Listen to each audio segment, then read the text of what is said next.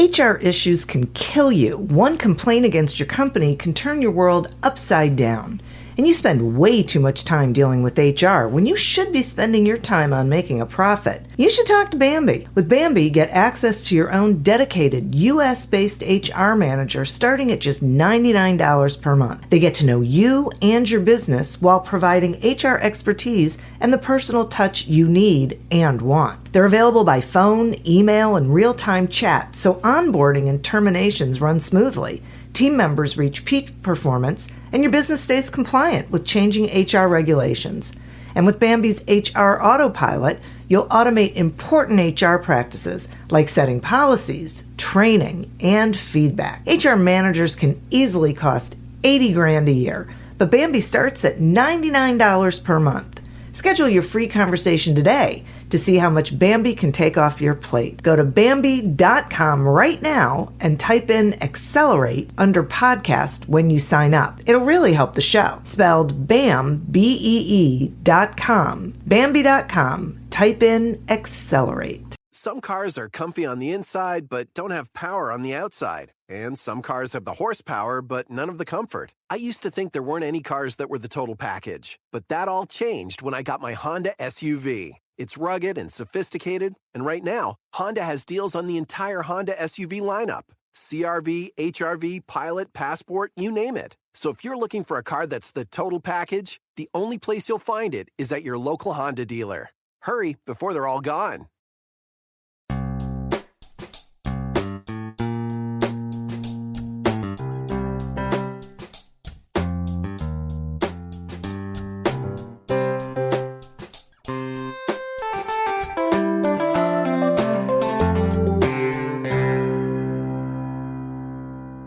Welcome to Accelerate Your Business Growth with your host, Diane Helbig. Diane is a leading small business development and leadership coach, author, and speaker who is passionate about sharing valuable ideas, tips, and techniques with business professionals worldwide. Diane brings you the world's experts and gurus in all things business, whether it's sales, structure, social media, planning, or plateauing. Guests bring their expertise and energy to each episode. When growing your business is your focus, Accelerate Your Business Growth is the show to listen to. Got a topic or guest suggestion? Let Diane know. The goal is to make sure you have the information you need to move your business forward. Thanks for joining us. Settle in and enjoy.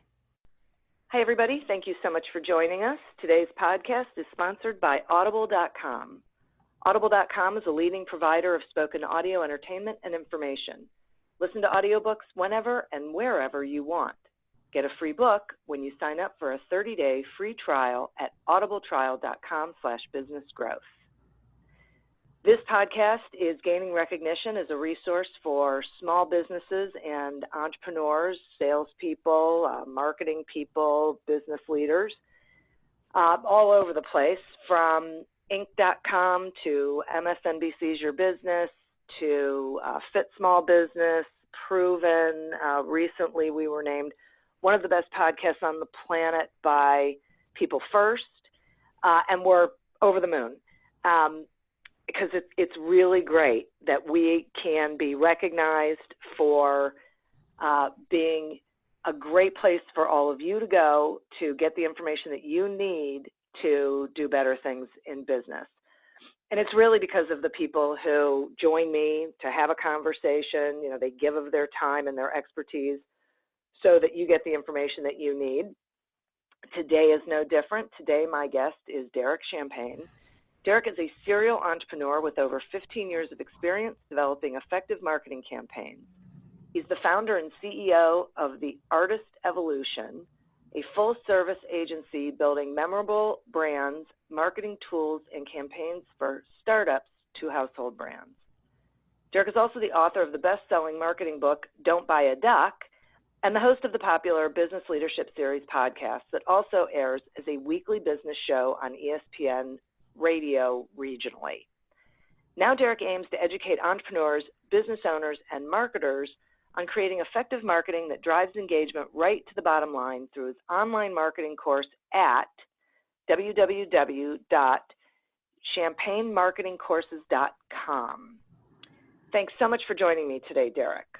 Diane, thank you for having me as a guest, and congratulations on all of your show's success. I'm excited for you, and I know that your listeners are in really good hands.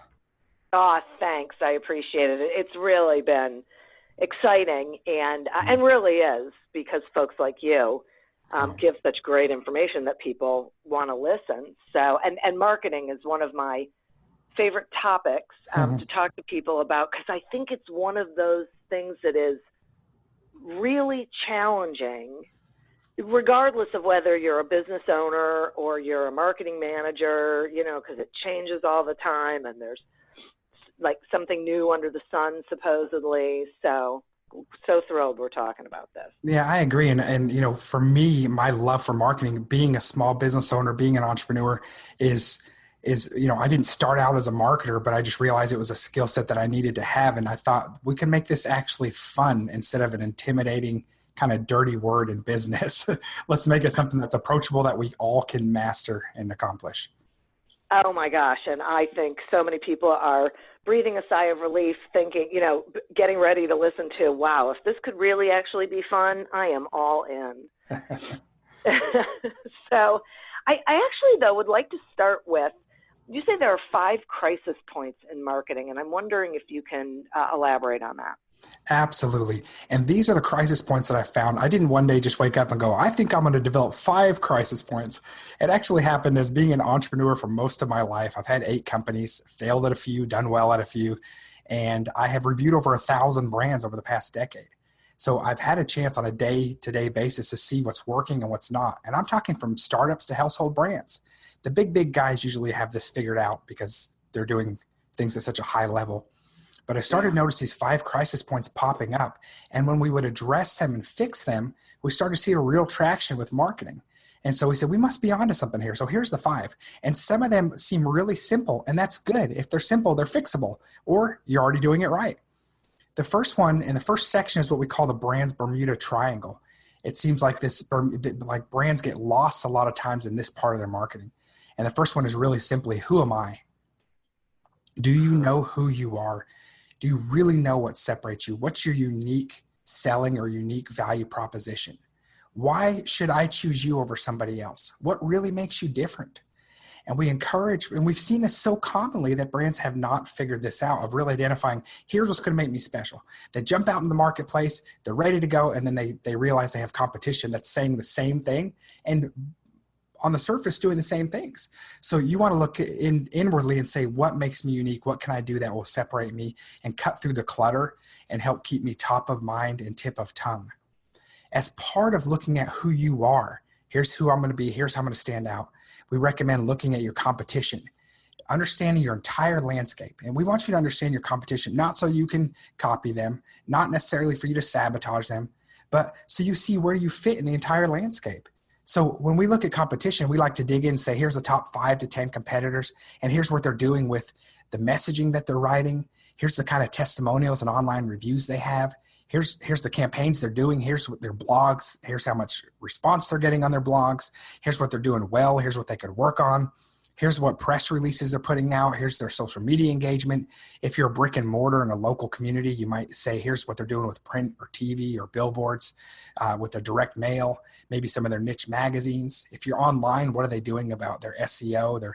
When you're searching, are they popping up at the top above you with their local SEO? How are they involved in the community? Are they doing local community involvement that you should be doing? What kind of promotional offers are they doing out there? What's their communication strategy? How are they approaching the target customer? We want you to understand that, again, not to copy, but so you can say, here's how my voice can stand out from that. Knowledge is power whenever you have an understanding of who your competition is. So after you understand who you are and your competition, the next thing, the second crisis point, is who are they? Really understanding your target customer. And I know we hear that a lot when we hear about marketing speak. Know your target customer, know your avatar. But I want to really dig in a little bit. And we see this missed so often. And to really sit down and say, here's who I'm reaching. And here, when you understand your target customer better, you have a better idea about where to reach them. A lot of times we'll do an audit and we'll hear someone say, oh, Facebook ads don't work. Or Derek, should I do a Facebook ad? Well, first of all, what's your business? That might help. And who are you trying to reach? Well, I'm trying to reach a female target. They're 60 plus. They like online shopping. They're really, females over 55 are driving Facebook usage on especially mobile Facebook. So there you go. I understand more about your target. See, when you understand your target customer and what worlds they're in, you know where to reach them. That takes some of the mystique out of marketing. Like, is this the right decision to make? See, as business owners, as decision makers, if you're in your marketing department or your sales, you get presented with all these shiny objects and opportunities every week, every month. And which ones are you supposed to pick? There's too many options out there. 50 years ago, there were 3 marketing channels. Now there's over 70. We should all be confused if that's the case. Let me talk about understanding your target profile just for another minute. Great. If you're in a relationship with your significant other, how does it do for you to forget their birthday? Does that go well? No. What if you don't know where they like to eat? What if you don't know what kind of food they like and you take them to the wrong restaurant, right? What if they're a vegetarian? You take them to get the best burger in town. You probably know what they like. So the same way, and I'm obviously being a little dramatic to make a point, but get to know your target customer. Understand, obviously, their gender, their income, their age, their birthdays, their ethnicity, their marital status, their religion, their education, their political affiliations, their geographical locations, their hobbies, their stage of life, their buying patterns. Get to know them and build a relationship with them. When you're clear on who you are and your unique value point, when you really understand who your customer is and what's important to them, those are the first 2 steps that avoid those crisis points. These 5 crisis points, I'm telling you, we've seen it shave 4 or 5 years off of a business when they start doing these correctly. These simple changes. The third thing is understanding the right tools. When I say marketing tools, I'm really talking about anything you use to communicate your business cards, your brochure, your website, your message that you use on LinkedIn, whatever you're doing, your email templates. Many times, we've seen some bigger brands do this too, not just the little guys. We've seen them understand who they are, understand their target, and then go, well, you know what? We've already got this website. We've already got this campaign, and they don't adjust it. So instead of making their tools match the level of quality and message of their brand, they dumb down their campaign to match their tools. Don't do that. Small adjustments in your tools to make sure that they say the message and show the message and show the right moods and emotions can make a massive impact on the effectiveness of your campaign. Remember, we go in and we say, someone tells us something's not working. We're going to go into audit mode and say, before we just say that doesn't work, let's see why it doesn't work. Do you know who you are? Do you know who they are? Really, really know who they are? What are your tools? Let's take a look. What tools are you using? What are you saying to them? What does it look like? That's a representation of your brand? And make sure it represents your brand properly in your message. And then the fourth thing is having a plan. I have a chapter in my book that says if your marketing is not going according to plan, it's probably because you don't have a plan. Yeah. This has been overused too. Have a plan. Have a plan. We hear it all the time. But I'm telling you, without a plan, how do you know where you're going? Yeah. How can you possibly, number one, lead your team when you don't know where you're going? And number two, your customers don't know where to go. You build off of that value, knowing where you're going with a plan, enthusiastically get your brand ambassadors, your super consumers, your team behind you, and talk about momentum. You know who you are, you know who they are, you're using the right tools, you have a plan. And the most important thing at the end is execution. Consistent execution. I want to use a football analogy. I'm a casual sports fan, but this one works best for me. When you think about football, and you watch football, you don't usually see the pass that's 90 yards to a touchdown. You don't usually see someone grab the ball at the 1 yard line and run to the end zone. It usually happens first down at a time. They run a few yards and they make a first down. They do a couple more plays, first, second, third, another first down. It's about making first downs. When you have a good plan and your team is consistent in execution, you keep looking back and you're like, we're farther down. And when your plan is the end zone. And so having a plan and having consistent execution makes all the difference. We see a lot of great strategy, a lot of great creativity. Nobody's short on creativity, right? But where we see it fail is implementation and execution. And a lot of our audits will go in and we're like, that was not even done consistently. So those are the 5 crisis points that, when addressed, make a big difference in marketing. Those are awesome. I can picture all of them. I really get it. I think that a lot of people get stuck at the first one, stuck at the who are we? Right. Because they sort of do this surface, this is who we are, not really looking at really what they're about, what they're passionate about, as you said, what their differentiators are. So can they do that before they look at the competition, or does it help to look at the competition while they're trying to figure out who they are? Do it first. Do it first. Okay. Build your own unique identity, okay? And then make adjustments as needed in your messaging. So, in other words, what we call our go-to-market strategy. If we have this brilliant idea that says, just do it, and we came up with it on our own, and then we go to market and see that Nike already came out with that, we've got to adjust a little bit. But it doesn't mean that we didn't sit down and go, here's how we're going to be perceived. Let me give you a few questions, if you don't mind, that I like to ask. Great. And these may feel hokey, but let me tell you, they work. And when you buy into these, let me tell you, if you buy into these, your team will, your customers will. So one of them is say, what do I want to be known for? I'm going to look 5 years down the road. What do I want people saying about me? They're trusted. They always deliver on time. They're fun to be around. Think of those things. What do you want people saying about you? What moods or emotions do you want to be described when someone touches or embraces or brushes past your brand? What adjectives or phrases do you want described about you? Do that exercise. It can be messy. Do it on a piece of paper. Type it out. That can be your brand. See, a brand is essentially what people know about you, right? I hear people show me their brand sometimes and they're like, well, no one knows about us. You don't have a brand then. Your brand is what your target customers know about you. It's what your reputation is in your target community, good or bad. So early on, and even later, but in this exercise, you have a chance in an honest, authentic way to help shape perception. I always think that way with our clients and with my own brand. I want to be authentic, and I want to engage in an authentic and honest way that's trustworthy.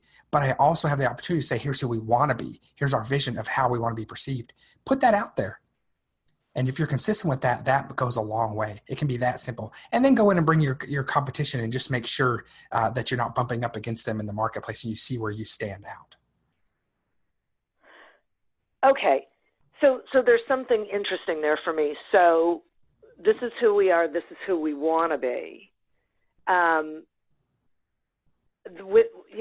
order to really be authentic so that people really connect what we're saying we are with how they then experience us,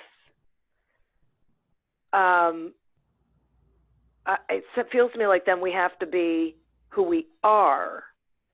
So do we have to start really at that place where we are who we want to be? It's sort of a strange question, but no, I understand what you're asking. It's an interesting exercise, but it's okay. And yes, be authentic and be yourself. I'm not suggesting that we not do that, but keep in mind that as you grow, and if you're growing, now you're thinking you and I'm thinking me, but I have a team, Diane. I've got a team to lead, and I want my team representing me properly all the time.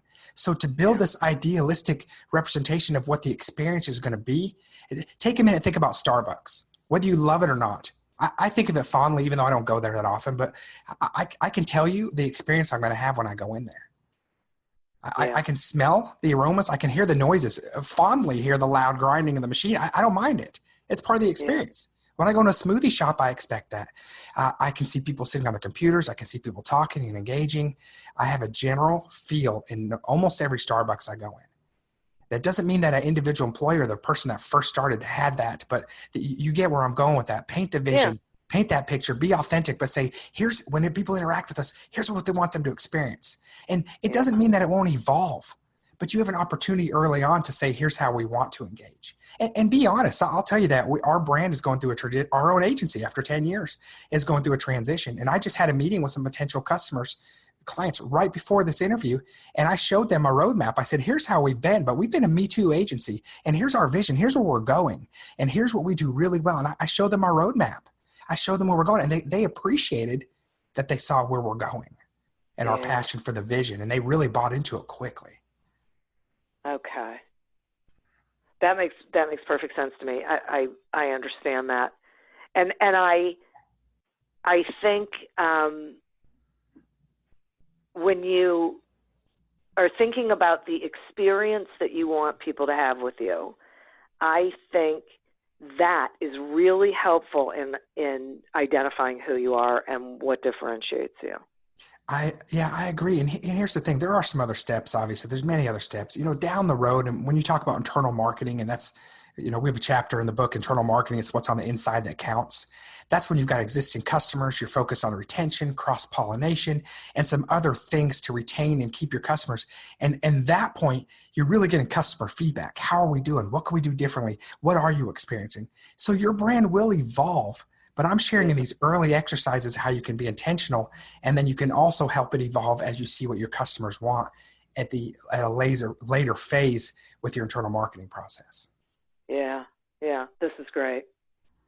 Okay, so when we look at all of that and understanding our competition, and is there other research that we should be doing outside of who our competition is and who our customer is? Yes. Oh, this one's really exciting for me. I get a little bit nerdy on research. Okay. And I'm not the one who does all the research, but we have people at our agency that do that are so good. But let me tell you, yes, research is so important.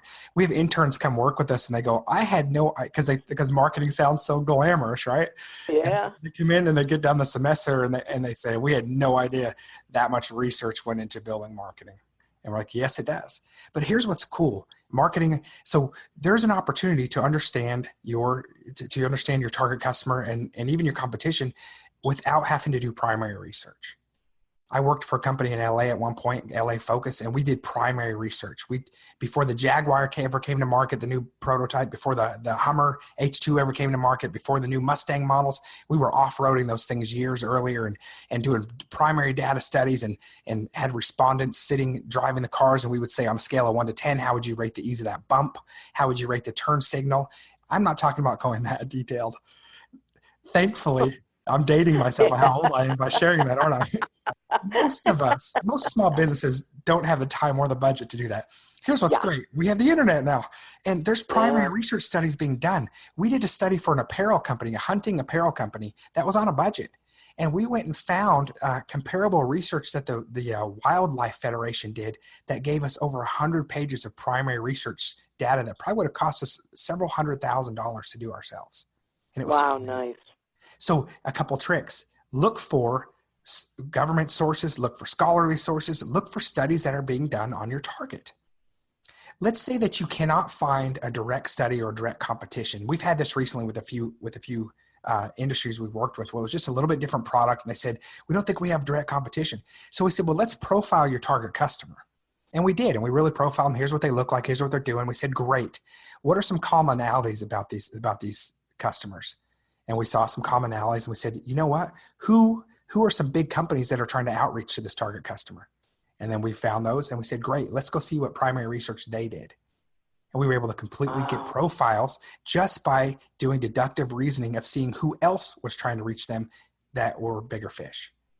So research can be done very effectively, but make sure you do some. It's out there. Chances are it's out there. There's some really easy ones. You want to know what a city's like? Go to City Data. I think it's citydata.com. Just type in City Data in Google. It shows you the ethnicities, the size, the race, the sexes, the poverty, the income, the education levels. You can find all that, just public information, just on the surface research. And the more detailed that you go, the more that you'll find out about your customer and about what your competition is doing. Wow, that's great. That's great. See, folks, it's not hard. You gotta get creative with it. But yeah, it's out there. Just you gotta find it. That is fabulous. Diane, I'll tell you again. I want to emphasize, by trade, I'm a curious human being.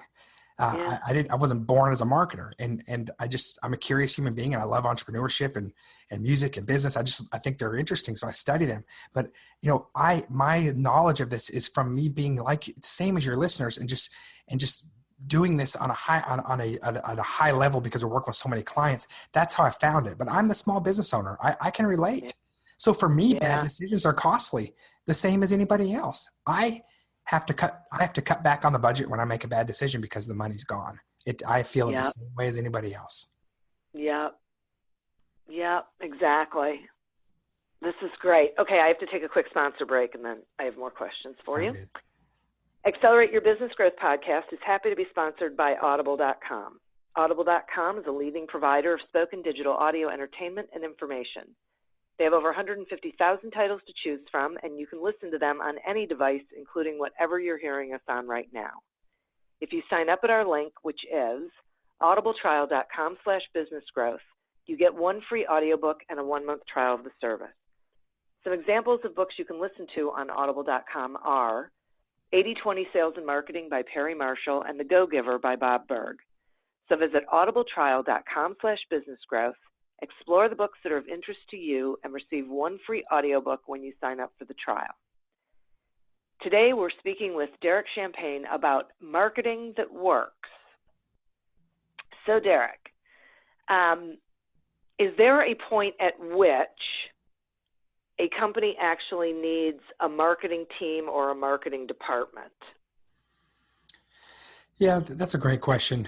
Obviously I err on the side of having marketing early on because I'm jaded to the business, right? So I have to be cautious how I answer this. But I will tell you this, even from the do-it-yourself beginning approach, I say from day one, identify the core things that you need and who would be on your team. And if you don't have a team, then it's on you. But you need a marketing manager from the very beginning. And if you're the sole owner, that's you. There's a strategic consultant that I work with who was a business partner of mine, and we would do these strategy sessions. We'd write out, here's the things that have to be done. So they say these are your marketing things, and he would always say, who's the number one on that? So as you grow, as your business grows, and the value of those different marketing channels grows, then you have to be able to delegate and say, who's the number one on that? And if it starts to become bigger than one person, then that's when you have to start building your marketing team. Got it. You can't let those things drop. So we build that out. We say, here's the core things that you need on your team, even from the beginning. And I'm happy to share those if you like. Yeah, that'd be great. Great. The number one thing that you need somebody that's going to be a quarterback. So if it's you, that's fine. I'd be the marketing manager. You're a small business owner. Maybe you're not, but know who the quarterback is, who at the end of the day is calling audibles, as we say, who's the one checking off the list and making sure that the plays are getting done without fail. The next thing that you need is everything needs a website now, right? There's always an online presence. So you've got to have a webmaster of some kind, a webmaster, web programmer of some kind that can make edits for you ongoing. That's an absolute must now. They can be a freelancer. I'm not suggesting you go put that person on payroll, but you need a freelancer that you can trust and ask friends, vet through the process. You'll get great recommendations, and you have someone on your team that is your web programmer when you need them. Ideally, they also have some skill sets with SEO and search engine optimization, search engine marketing. And if they don't, then you need to find a reliable person that can help you with that as well. Yeah. That's a tricky one. It is a tricky one. It definitely is. And it keeps evolving. So, I'll tell you, as an agency, we see it firsthand. We work with a lot of SEO partners. At one point in time, we did more of that, and it's changing so much that really, I like to see people that are staying at the forefront of the changes and are not. You can quickly become a dinosaur in the SEO business very quickly, and so you have to be aware of what results you're going to get. So, the next thing you want to have is a graphic designer of some kind. Okay. Some kind. So. And the reason I want you to pick one, they can be a freelancer. That's fine. And it might be a marketing manager you have if you're a growing company, but they need to know your brand. That way they're always consistent. If you have different designers doing different things all the time, you're basically doing triple work of trying to get your brand to have recognition. Have somebody that is consistently putting out materials that match what we call your brand identity, basically. Okay. That makes sense. And then you need to have a social media / content manager who's writing your copy and your content. Maybe they can be your social person, but you need to have somebody that's helping manage your blog, manage your various social media platforms. They can, again, be a freelancer. Okay. Wait, I want to ask you a question about that. So they can be a freelancer, but I would think then it has to be someone who at least has an understanding of your industry and your brand and differentiation within the industry in order to be able to write with your voice. That's critical. Absolutely. There's more and more resources. And here I am sharing you with the resources that are exactly what we don't do at our agency. But I'm going to share them anyway because they're kind of do-it-yourself tips. But there's so many websites like Elance and Fiverr. There's several out there. You have to sift through to get the right quality. But there are a lot of resources out there, a lot of them worldwide. So yes, go to your industry. And if you're a growing company, I suggest you bring these things in-house as quickly as you can, especially your content and your social media. But your graphic design and your web can be outside. And then if you're a brick and mortar type company, you want somebody, and it might be that marketing manager who's watching with your media placement, whether it be radio, television, some of your print media, some of your mail campaigns.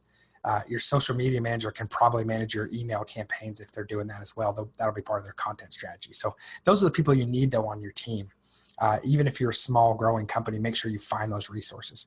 And again, as you grow and you see that who's the number one on it, if you can bring it in-house for keeping the quality of the brand for your content writing, your social media, I always recommend doing that. As an agency, we try to push away from that because it gets written so much better when the voice is inside the organization. We love it from inside the organization. Content's just, it's beautiful that way. And it's so authentic that way. So if you can do it, but don't let it stop you from being active because you want to be active and you want to be consistent. Yeah. That's a great point. Exactly. Okay. And then how does someone know which marketing tools are the most effective for them? Well, here's the pairing that we do. It really comes back to looking at your customer. You have to, it's different with every industry. It really is. But that's why I go back to that as one of the crisis points is just picture where does your target customer live? And I like to do a visual analogy when we're doing a video where take your left hand and say, here's my product and my service. Okay. You take your right hand over on the other side and you say, here's my target customer. What are all the bridges that I need what are some bridges that would take me from my product and my service over to them to where we can coexist together? Is it Facebook? Do I need to be doing more community events with them? How do I get in their world?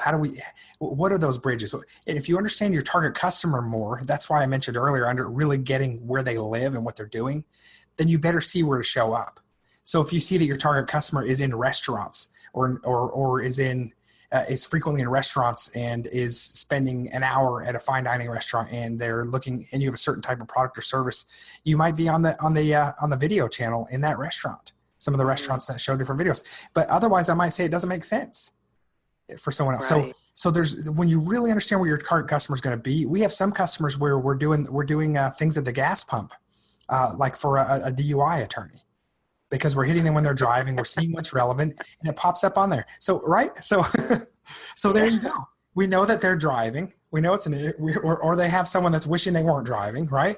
And that pop up and goes, hey, you better write that number down. So you see, you're in their world. You're more immediate. So the goal is to be top of mind and tip of tongue. That's one of the things. So there's different types of sales, Diane, though, as you know, and one of them is the immediate sale of I want them to see it and I want them to make a buy right now, right? But not all products and services happen that way. A lot of times we have to show up several times in their world. And a lot of times we have to do like what you're doing now is building relationships, having valuable content, and really building trust. And then it's just a natural organic progression that they're going to come into your funnel and they start doing business with you. And so there's different types of sales. And I like to look at campaigns in 3 categories. One category for me, in every campaign we build, we have this, no matter what kind of business or product it is. One is, this left-hand side is all about we're going to drive customers. It's a new customer acquisition campaign. Everything we do here has a weight to it. It's this many click-throughs to this landing page with this conversion goal, right? Or we're doing a radio ad here, and here's the kind of response we hope. Here's how many calls we're hoping to get from it. It's all about acquisition. The middle column is our internal marketing. It's all about focus on taking care of our existing customers, taking care of them so that they'll give referrals, cross-pollination to make sure they know about the other services we offer, building partnerships, having in-store signage, having special promotions for them, having appreciation days, recognizing Valentine's Day and Thanksgiving and all these other things with them. And so external for driving customer acquisition, internal for building and retaining relationships. And then the final right side column is about blue skies. It's our PR. It's our community involvement. It's what are we doing to stay top of mind and tip of tongue And it's that third column that bridges between those other two. And we put a big emphasis on that one as well. We find a lot of clients, a lot of businesses forget about that ongoing community involvement and PR column, but it's a really powerful column and important to always be building. That's where content lives a lot of times if it's relevant and valuable. That's really great. That, this is part of the reason why I love doing this, because when I'm talking to people, there's always something, at least one thing that hits me and I go, oh gosh, that just is so clear to me. And I think, and it's interesting because I think so many people think they have to have one thing going and it's got to be one message and it's got to be the right one for everybody. And part of what I just heard you say is you really have to have these buckets, and the buckets depend on who it is you're talking to and what it is what you want the result to be. And then you create your campaign around that. Absolutely. And this allows us to put different weights around it too, Diane, because, sometimes we'll have a client say, well, we're going to do this press release. How much business is that going to get us? You are looking at this wrong. That is not the way to look at your brand building and your marketing. And the blue sky side is a long play. But if your business is a long play, and most of the ones I work with are, and there's nothing wrong with the quick turn, technology companies built quick. We get all that. The venture funding, turn around, sell it. Awesome. Those still have their own strategies to them. But if you're in a business that is a long play business, you've got to put also the investment in the other side of it. And don't look at it as what conversion did I get? There is a measurement to it. And you will find that balance, but there's an investment in each of those buckets. And when you understand, when I talked about the 5 crisis points in marketing earlier, and you're being consistent and you have those buckets and you're looking at them clearly that way, and you understand what investment, what return you get from each of those different ones, that's a really healthy, holistic way to manage your marketing. And it gets institutional, sustainable results when you manage it. Yeah, I can see that. Okay, so along the same lines, talk to me about emotional versus strategic marketing. Wow, yes. And I've been there. I think many of us have. Has anybody made an emotional decision before? I have. And I will tell you, emotion is great. It's great. Passion is great. Never lose it. Never lose it. You want to have it about your service and your product and your customers. But it doesn't really have a place in your marketing strategy. It's actually really dangerous in your marketing strategy. I have seen great business women and men make really bad decisions from emotion, knee-jerk reactions. See, if you're familiar with Maslow's hierarchy of needs, picture that triangle. There's that triangle. And the bottom of the pyramid, it served us really well during caveman and cavewoman days because we needed food and shelter, and we were just trying to breathe and have a safe place to sleep and make fire. But that doesn't serve us well anymore, and doesn't serve us when we're making marketing decisions, strategic decisions. The top of the pyramid is self-actualization. At the top of the pyramid, when you're making decisions from there, that's where you hold the vision. That's where you are able to really rally your tribe. That's where you're able to really give your best work. It's morality, creativity, spontaneity, acceptance, experience, purpose, meaning, inner potential. That's when you act strategically with your marketing instead of emotional. You're able to act from the top of the pyramid. And when you see a short-term issue, you look at it differently. See, it takes the panic out of marketing. The goal is to take the scary part out of marketing. And when you're strategic, you don't have to be scared. The emotion's out. I have seen some really smart business people be strategic and see a short-term loss or short-term adjustment, and they were okay with it. Can I share an acronym with you that we coined around this? I have an acronym that I wrote for the book, and it's called PETMAG. PETMAG. PETMAG. And when this is followed, when you have a plan in place, when you've done address those 5 crisis points in marketing, you can be strategic. And PETMAG is plan, execute, track, measure, adjust, grow. It's a circle that we have. It's a PETMAG circle, and it's a continual circle.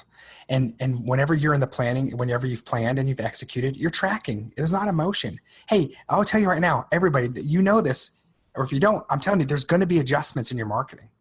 There's Yeah. adjustments in so many things. That's part of the process. You reiterate, you pivot, you make adjustments. And now remember, you really have an idea who you are and who they are, and you're using the right tools. You've got a plan. So things are going pretty close, but you have some dialing to do sometimes. And that's okay. And when you go in strategically with it and you plan, execute, track, now it's time to measure. Adjustments, great. That's step 5, adjust. Now let's grow. Got to adjust again? That's fine. Be strategic. It doesn't mean that you should waste your resources. But what we're saying is you can be methodological in what you're doing here. And this makes it a more rational approach to marketing instead of knee-jerk and emotional. And that's really important to have that mindset in a lot of things in business. Yeah. I often say the only emotion allowed in business is passion, because the rest of them get in the way of you making really good fact-based decisions about everything in your business or anything in your business. Very good. Yeah. And I think when people so I'm curious what you think about this. I think when people make emotional decisions about marketing, they don't stick to it because it doesn't work immediately. Right. And right. And they're sort of in that panic mode sort of thing. So they're just throwing something at the wall and it doesn't work. And then they're moving over to something else and they're listening to everybody who says, oh no, you should be doing this. You get shiny object syndrome. Yeah. It's impossible to log into Facebook or LinkedIn now or whatever your social media platform is without seeing another one-hit wonder of, respectfully, and some of them are great, of saying, here is the new secret sales funnel. And if you do this, everything will be solved. And we've seen businesses one after another enrolling it. Oh, I'm in this program now. Now I'm in this program. Now I'm trying this. I'm like, how's that working for you? I can't even follow what you're doing. Meanwhile, we're staying the course over here and we are moving mountains. Right. And it doesn't mean we're ignoring the new technology. We are just putting it in the appropriate place without panicking. Exactly. Right. That's right. Do you mind if I share And they spend an awful lot of money. Oh, sorry. Go ahead. Do you mind if I share an example of how a few adjustments we saw made were really obvious but made a big difference? Oh, I think that'd be awesome. We had a client that came to us, and I'll share 2 quick examples. One, a client came to us, and we were just doing a consult with them, and they said, our name's Amgene. We're like, oh, that's really cool. It was like these puzzle piece logos. It took us over an hour to figure out what they did. And here we are, consultants who would like their money. If we can't figure out what they do clearly, and they came to us and said, our radio, they were spending a bunch of money on radio. They're going, our radio's not working. I can imagine. So let's look at the crisis points in marketing. And so we finally figured out what they do is they basically de-bricked homes. Picture these big mansions with all these really interesting curvatures of the roof, right? All these jagged edges of beautiful homes. Well, when they're built that way, a lot of times they have leaks in them. And so they would de-brick these entire homes and put this Tyvek like weatherproofing coat. They basically put a weatherproof coat on a mansion and then brick it back up nicer than it was before. Well, I said, wow. After an hour of seeing these pictures that look like a war zone that they had on the front page of their website, by the way, instead of showing the finished product. And I said, you guys are weatherproofing experts. They're like, yeah. So guess what we changed their name to? What? Weatherproofing experts. Yeah. Suddenly, radio was a good idea, right? Before it didn't work. And so imagine the SEO value from that. Imagine how much clearer roofing is in proofing, weatherproofing experts. I mean, it all made sense. And they were really stuck on keeping those puzzle pieces. So what we did is we showed a picture of a house with an umbrella, like you've seen in insurance, and the umbrella had the puzzle pieces in it. So it was a compromise, and it gave them such clarity. And so that's an example of making some little things, use some common sense. And this is a great client. We love them. They know they're in the book. I showed an example. It was just some simple things. Smart business people. It had a growing 6-figure, going to 7-figure business, and had a simple change that was keeping them from having significant growth. Yeah, that's a great example when the company knows what they do, but they're not maximizing marketing strategies to make sure that other people quickly know what they do. You want to make it easy for your customer. Do I have time to share one more example? Yes, please do. And we didn't talk too much in my bio, but there was a number of years where I was a musician in Hollywood. I had an entertainment company out there. I was the bass player in Johnny Depp's club, the Viper Room, for several years. I was a Sunday night musician. Cool. And so my job was to bring musicians out. Picture a saturated market. Hollywood there's bands playing every night. They're paying to play. So these musicians come, they think they're going to get paid. They're great world-class musicians, and they're basically buying up the tickets and trying to find people to buy them on the street. So they become peddlers basically instead of musicians. We found this out quickly, and we're playing 4 nights a week. So imagine all the tickets. And so bands would have 15, 20 people coming out, and we started to work. We thought, how do we get people in here? Who wants to be here? And this saturated market that has a long-term problem. It's a pay-to-play market. And so we thought, well, there's hostels. Think of these hostels where there's people are coming from all over the country. So we went to the hostels and we said, hey, can we get tickets to you guys? And they're like, great, put tickets here. We did that. Crickets, nothing. So we went and had a meeting with them. We had 6 hostels we're contracted with. And we said, what's the problem? They said they don't want to pay $80 round trip in LA to take a cab. And so the problem is transportation. So we said, well, okay. Well, so if we pick them up, can we take them to the shows? And they're like, I hadn't thought of that. So we started having girlfriends, friends of the band show up at hostels and start bussing them in. Fast forward a few months later, when we had one of our bands on the marquee of the Viper Room or one of these big clubs, we had people lined up all the way down Sunset Boulevard. It looked like a huge event when we put on a production because we were renting multiple 15-passenger vans, driving to hostels and bussing internationals in. So we had an international crowd coming out to every single one of our shows. And the competitors were going, what the heck are they doing? Wow. So the lesson here is don't make things too complicated for your customers. Don't make them come to you. Don't make them meet you halfway. Think logically, like my very literal example just now, and say, is there any way that I can go to my customer and pick them up? How do I remove any barrier for an enthusiastic customer to engage with and be a part of my brand? Well, and the other part of that is what you said before about number 2 in the crisis points, which is know your target and really know them, because you could have stopped at, hey, people who come and stay in hostels would love to be here, and never take it any further. But you went in and said, okay, wait, let's talk about this, and you learned more about them and what they needed, and then you made sure that you were accommodating that.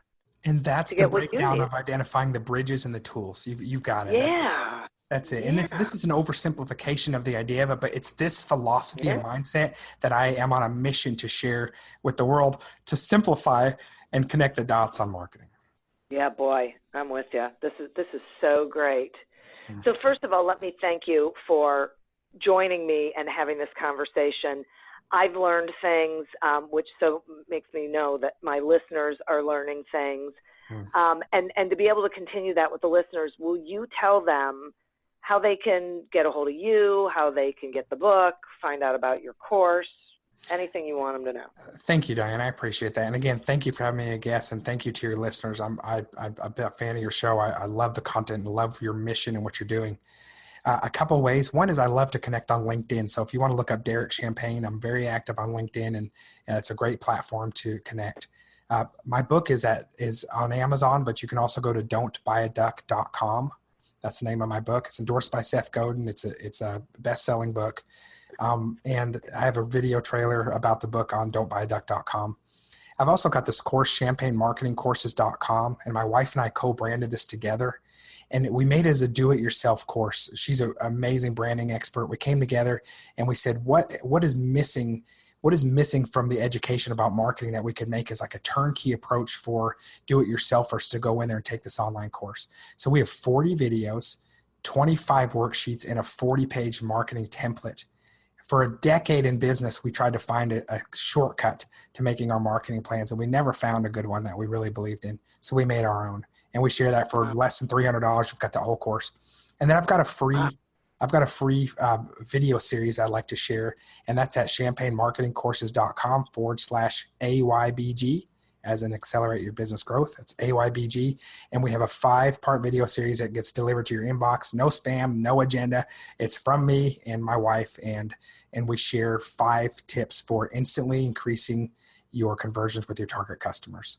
Things that we have found to work that have, for one, is a LinkedIn strategy that brought in 60% of our business last year, some video email strategies, and we send that to you in a 5-day series. Wow, that's awesome. Thank you for doing that. You bet. I can't wait to watch that. Wow. Well, once again, I thank you so much, and I always like to thank the listeners. and our sponsor. Get a free trial and a free audiobook by going to audibletrial.com/businessgrowth. Continue to prosper and be curious. And until we meet again on another episode of Accelerate Your Business Growth, goodbye and good day. Welcome, change agents, to your go-to place for stories that ignite your spirit, fuel your purpose, and connect us all. We believe in the incredible power of the human spirit, its boundless resilience, and the inspiration it brings to our lives. On the Driving Change podcast, we'll journey together through the extraordinary yet very relatable experiences of some of the most amazing people on earth. Our mission? That through these stories, we might just spark change within you and awaken a newfound motivation to harness your unique gifts to make a real difference in the world. So get ready to be inspired and join us on this incredible adventure. You can find the Driving Change podcast on Apple Podcasts, Spotify, iHeartRadio, or wherever you love listening to your favorite podcasts.